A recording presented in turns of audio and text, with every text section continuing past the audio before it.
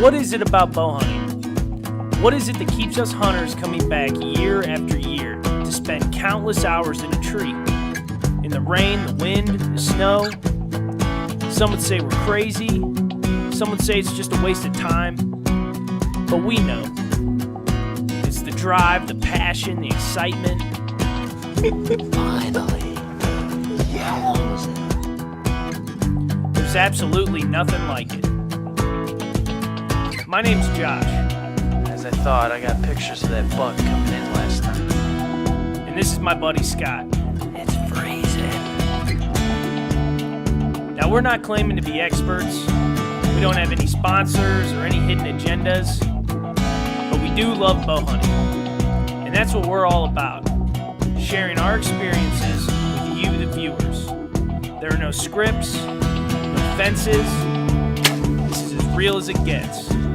Shut up. From the woods of the Buckeye State, my name is Josh Grund, and this is Buckeye Bowhunter.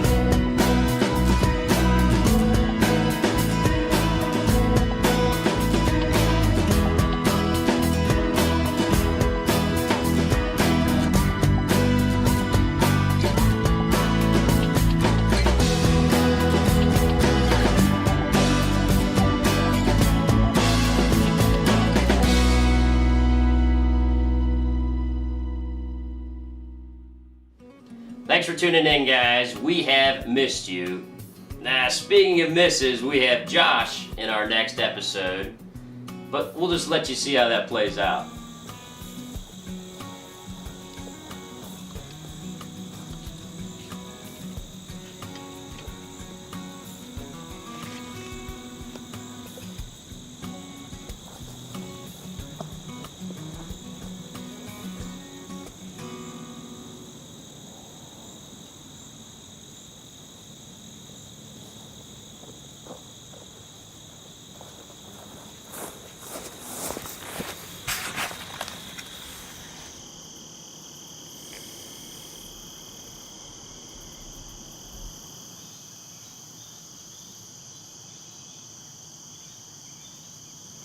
It's September 29th, Sunday of opening weekend, bow season.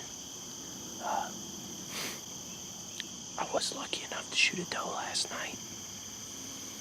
Tonight, I'm back at a favorite stand of mine, the finger stand, which if you guys have watched any of our videos, you'll know exactly what I'm talking about. But I'm set up on a little finger of woods that separates this big soybean field out to my left and this big swamp off to my right. And these deer are bedded in this swamp usually. And what they do is slowly work their way through this woods into this soybean field. It's kind of like a staging area. And this early in the season, who knows, we could get a big buck working his way through here.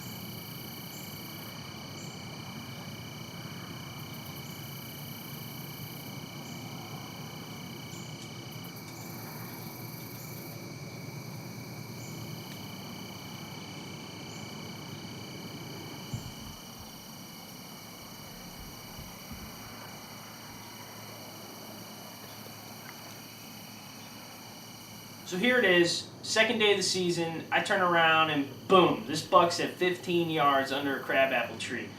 Now he's probably about a 3.5-year-old deer, 9-pointer, something like that. Probably wouldn't have shot him if I had a chance. Either way, it was just really cool to be able to see such a deer so close for so long, so early in the season.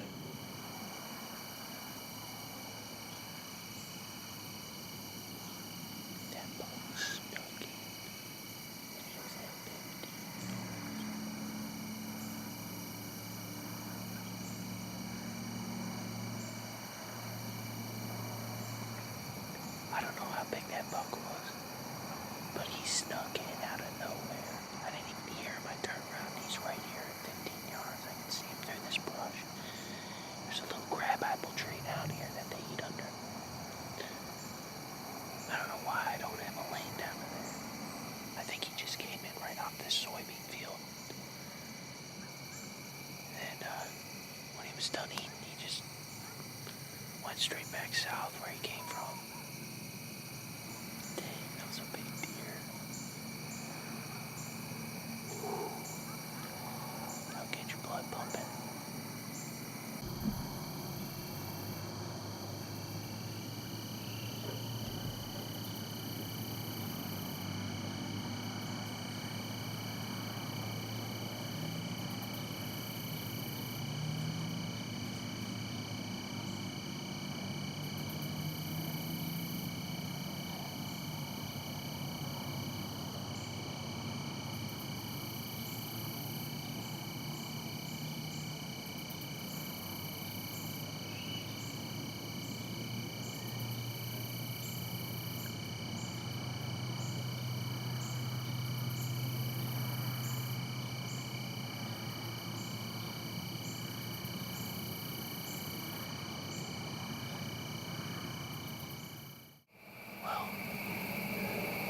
That was freaking nuts.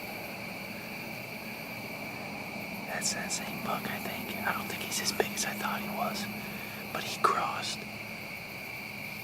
about 70 yards out in the middle of that field. And gave me a pretty good look at him, so. He walked off to the north. Straight downwind of me, too. But I'm going to try and sneak out of here real quick and be as quiet as I can, so hopefully he'll be around. It's a nice buck.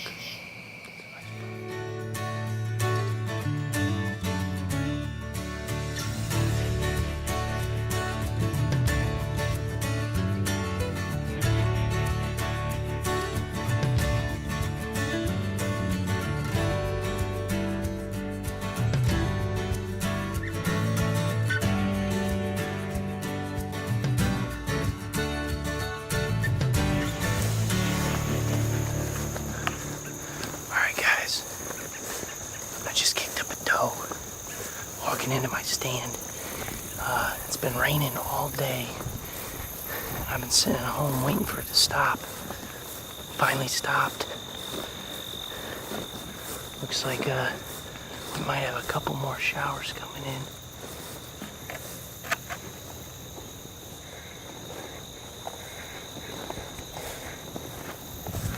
Looks like we might have another shower or two coming in, but I'm gonna stick it out because nights like this, early season, when it rains all day, them deer get up and start moving when it stops. So it's about 4 o'clock and I already kicked up a doe. So I'm back in the finger stand again. After I saw that buck the other day, I just wanted to hunt this a couple more times, and tonight seems like a perfect night. I've just had a perfect southwest wind almost all week for this stand. I'll tell you what, it is hot out. I am sweating so bad right now. The humidity's got to be off the charts. My forehead's just dripping. All my face paint's almost gone. But I'm gonna sit here till dark and see if anything comes out to this bean field. It should be eaten tonight. We got more thunderstorms coming in later this evening. So about 8 or 9 o'clock, they should get up and start moving.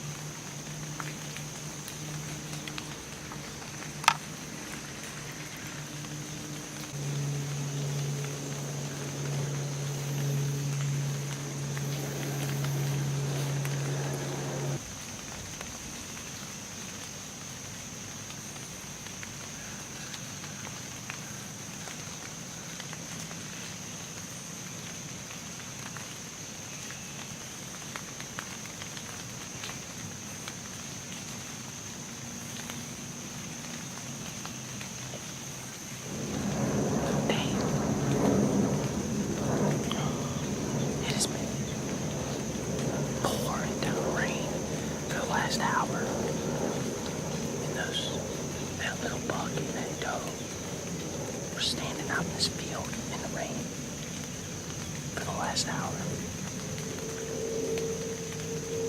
Finally, the rain starts slowing down, and they start walking away, and then for some reason they get spooked. And they come running right back past my stand, popping in right in front of me. And I was gonna shoot that doe. I was all drawn back. I looked in the viewfinder, and all I could see was a butt. So I laid down, and then of course she didn't walk through any other shoot lanes. So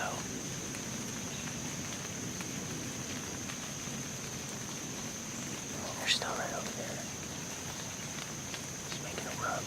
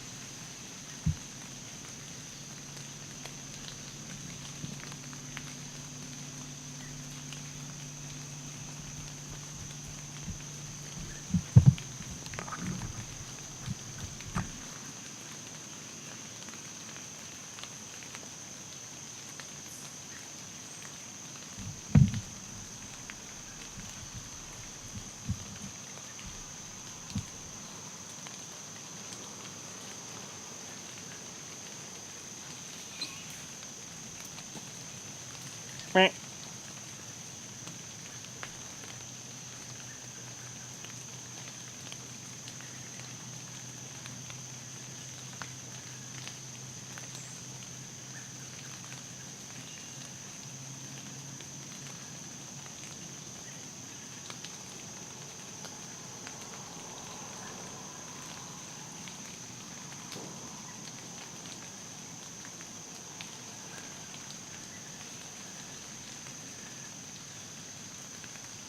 Meh.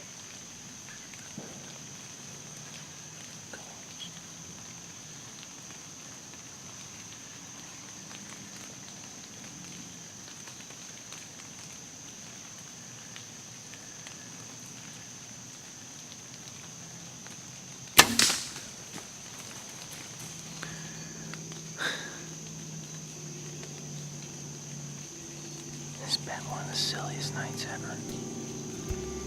I just shot straight over that deer's back.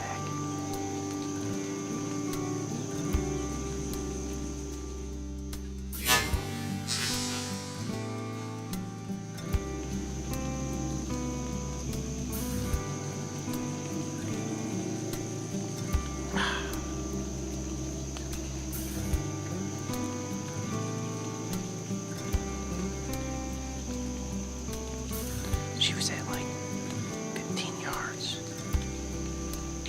So I shot right over this doe's back, and I'll tell you what, it sucks. If you're a hunter, I'm sure it's happened to you.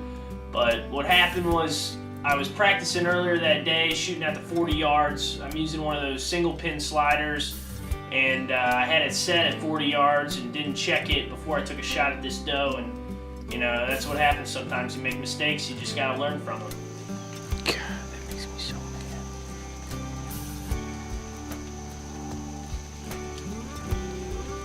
It's careless is what it is. Why wouldn't I check my yardage first?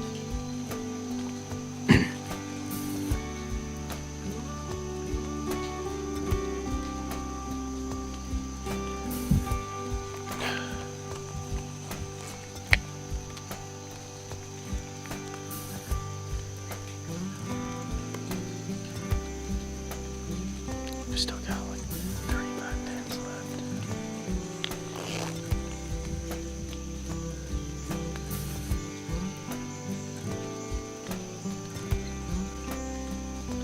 I don't even want to be here. So it happens. we all miss, we all have our ups and our downs, but we're bow hunters. Nothing ever goes according to plan. Here at Buckeye Bowhunter, we like to show everything, the nitty gritty, the good, the bad. It doesn't matter because we're real bow hunters too, and we make mistakes, and you're gonna get to learn with us and learn from our mistakes. So with that said, hopefully you guys enjoyed this episode, and next week we'll be back, so make sure you tune in.